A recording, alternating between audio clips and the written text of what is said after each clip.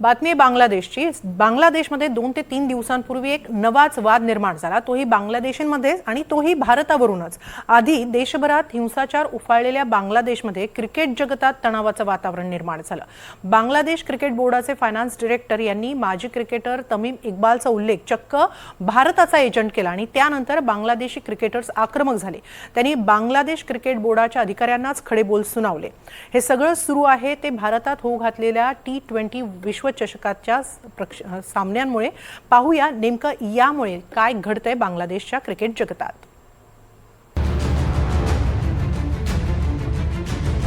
क्रिकेटपटू तमीम इक्बालचा भारताचा एजंट असा उल्लेख। बांगलादेशी क्रिकेटपटू त्यांच्याच बोर्डावर संतापले।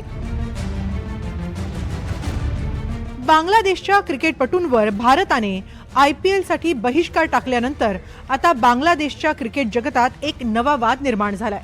बांगलादेश क्रिकेट बोर्डाच्या फायनान्स डायरेक्टर एम नजमुल इस्लाम यांनी बांगलादेशी क्रिकेटर तमीम इक्बालला भारताचा एजंट म्हटलं आणि यावरूनच आता नवा वाद सुरू झालाय। बांगलादेशच्या क्रिकेटर्सनी या विधानावर आक्षेप घेतलाय। कर्णधार नजमुल हसन शांतो, तस्किन अहमद, माजी कर्णधार मोमिनुल हक आणि फिरकीपटू ताइजुल इस्लाम यासारख्या अनेक क्रिकेटपटूंनी या विधानावर आक्षेप नोंदवला। या वादानंतर बांगलादेश क्रिकेट बोर्डाचे अध्यक्ष अमिनुल इस्लाम यांनी मात्र यावर स्पष्टीकरण दिलंय।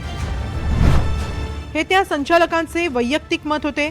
मी संबंधित अधिकाऱ्याकडून स्पष्टीकरण मागितलं आहे। तमीमने देशासाठी खूप काही मिळवलं आहे आणि सार्वजनिक विधान करताना त्यांनी हे लक्षात ठेवायला हवं होतं।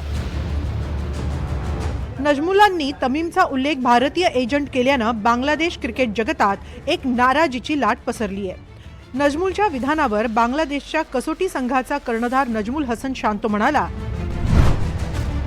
हे अस्वीकारार्ह आहे। एक खेळाडू, तो माजी कर्णधार असो वा नसो, सन्मानाचा त्याला हक्क असतो। शेवटी एक क्रिकेटपटू सन्मानाची अपेक्षा करतो। तर वेगवान गोलंदाज तस्किन अहमद, माजी कर्णधार मोमिनुल हक आणि फिरकीपटू ताइजुल इस्लाम यांच्यासह अनेक क्रिकेटपटूंनी नाराजी व्यक्त केली आहे। तमीम इक्बाल हा सलामीवीर आहे।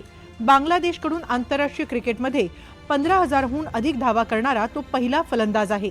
तिन्ही फॉर्मॅटमध्ये शतक ठोकणारा एकमेव बांगलादेशी खेळाडू आहे। लॉर्ड्सवर शतक करणारा पहिला बांगलादेशी फलंदाज आहे।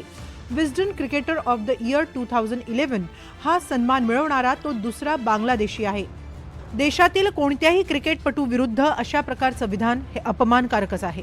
त्यामुळे संपूर्ण क्रिकेट टीमच्या मानसिकतेवर परिणाम होऊ शकतो। आता बांगलादेश क्रिकेट बोर्ड नजमुल इस्लाम यांच्यावर काय कारवाई करणार हे महत्त्वाचं आहे। Bureau report, NDTV Marathi.